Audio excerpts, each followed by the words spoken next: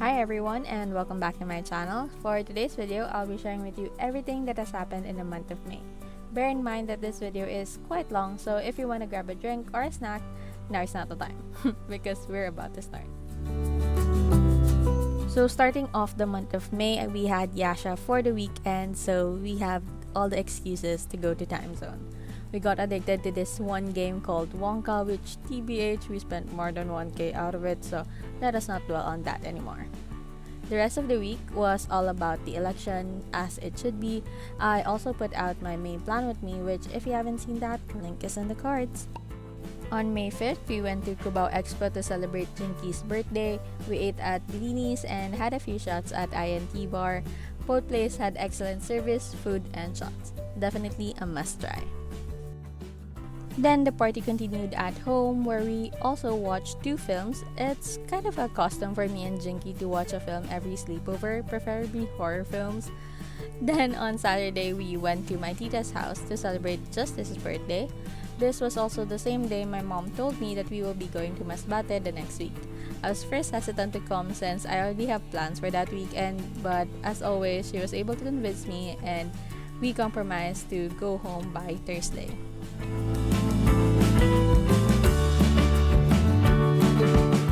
The next week was all about the election that happened on May 9th. It had a very disappointing turnout. The whole week we were hopeful for a change of results, but nothing really came of that. So we decided to leave the Philippines and move on with life abroad. Just kidding. We're just very hopeful right now that they would prove us wrong and actually make a change for the better of our country.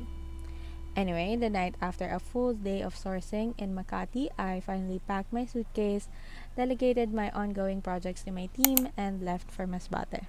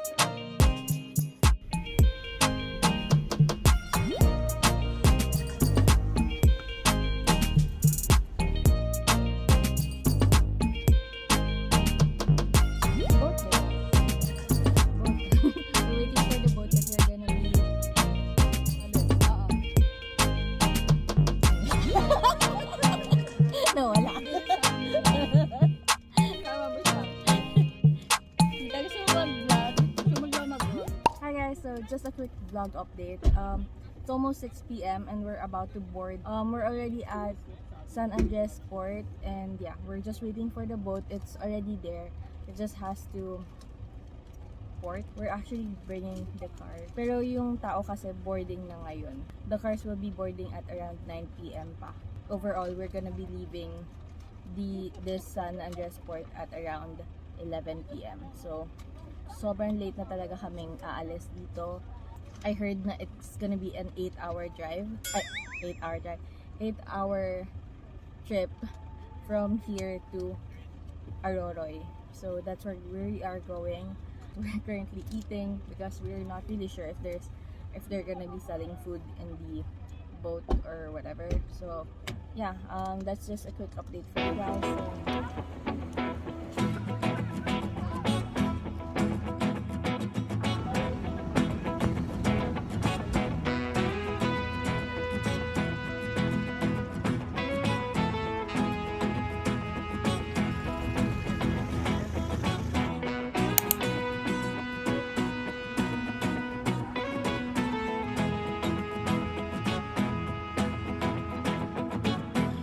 Our car. Safety first. I survived the road for my first time. Congratulations.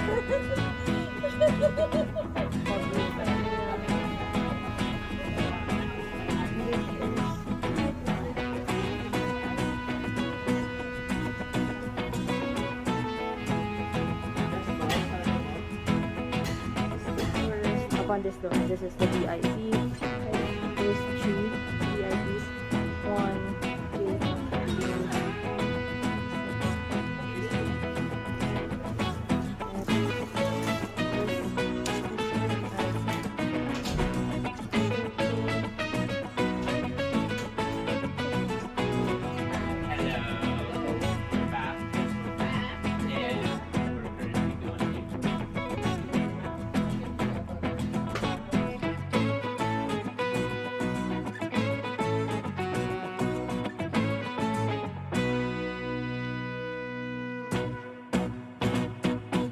subscribe to the channel.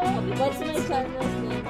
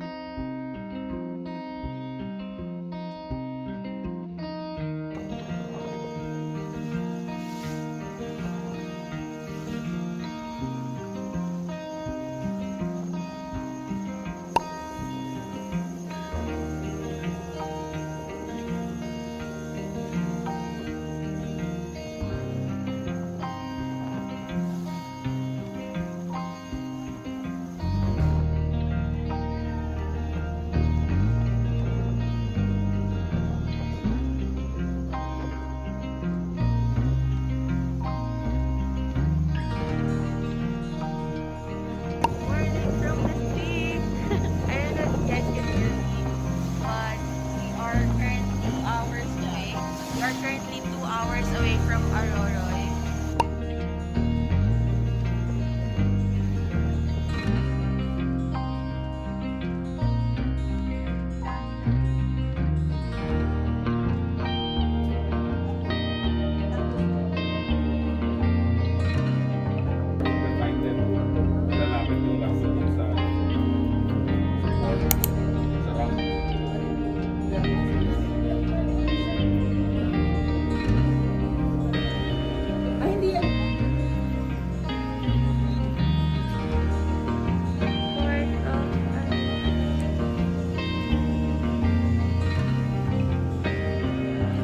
On Sunday morning, we finally arrived at Aroroy, and that's pretty much where the adventure finally begins.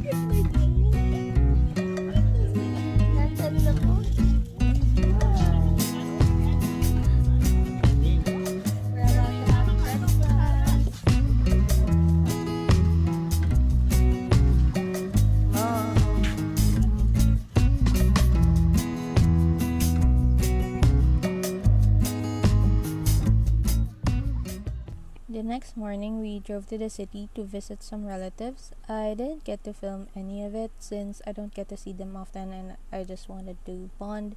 But here are some views or sceneries around Masbate.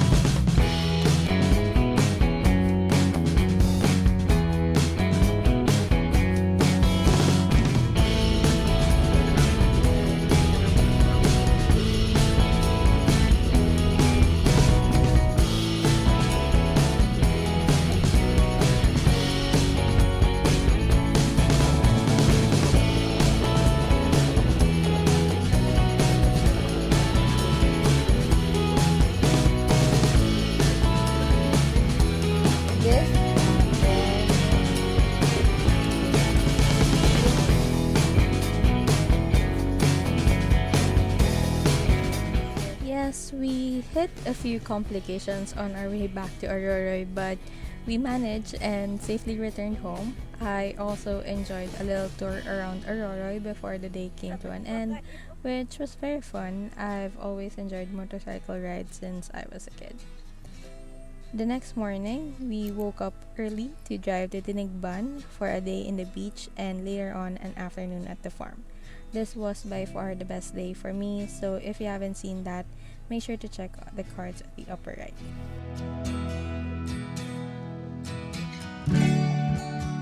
The day after, we were supposed to leave as I mentioned earlier, but that all changed after one day here. I was convinced to stay the full week and, if possible, a full month. There was so much to see in Masbate and I was lucky enough to see a few of them and share it with you guys. So feel free to experience Masbate with me by checking out the videos in the cards above.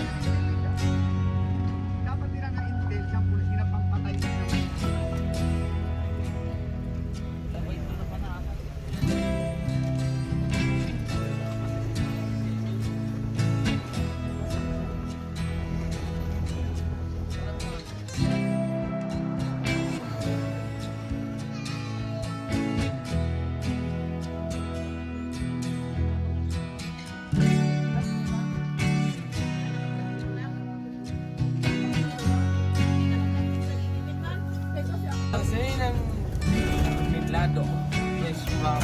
Milagros. Ano Huwag na ang badoy. Kainin mo.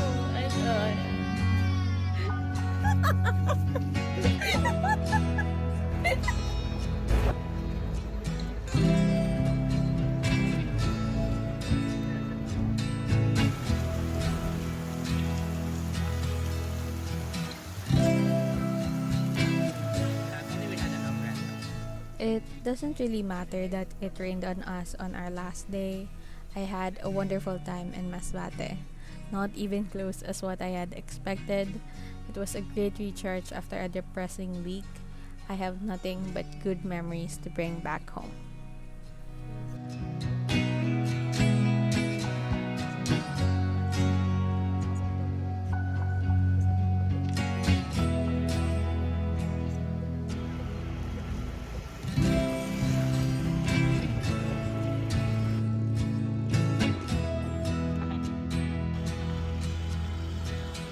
Our Our schedule for the Roro got moved till late in the evening, so we were still able to ride around the city and also watch a very beautiful sunset. We boarded at around 10 p.m. and safely arrived the next morning. The trip back home was a bit unexpected. This clip definitely made it unforgettable.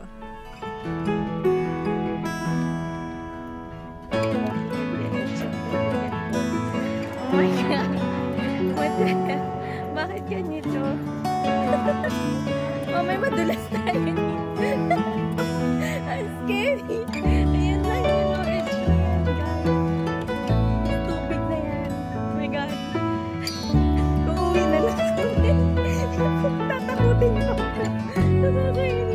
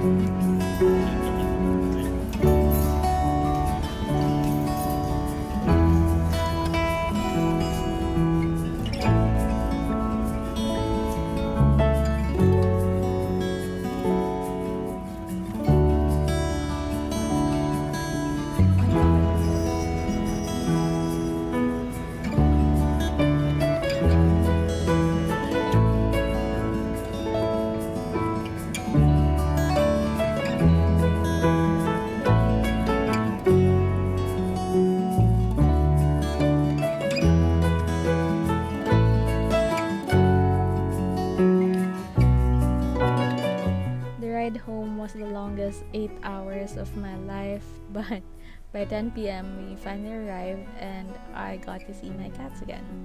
It was a nice call to have left a day of rest instead of going back to work the day after a week's vacation. I got to reset, clean, and bond with the family members that weren't able to come with us. We ate at Remix, which is a newly opened restaurant at Navotas, so if you're around the area, go check it out.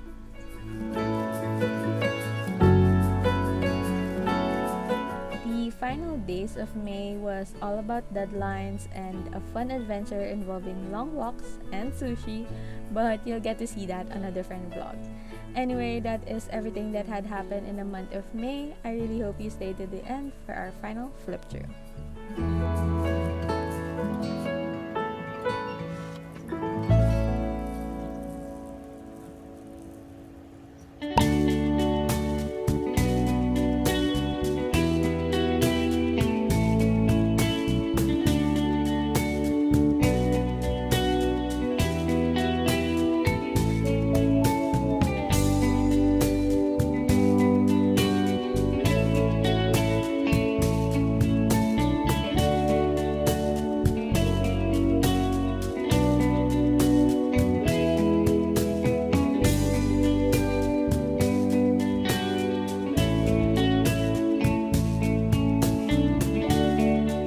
Anyway, that is a wrap for May. Thank you so much for watching. As always, stay safe, stay creative, stay you. Virtual hugs and kisses. Bye, friends.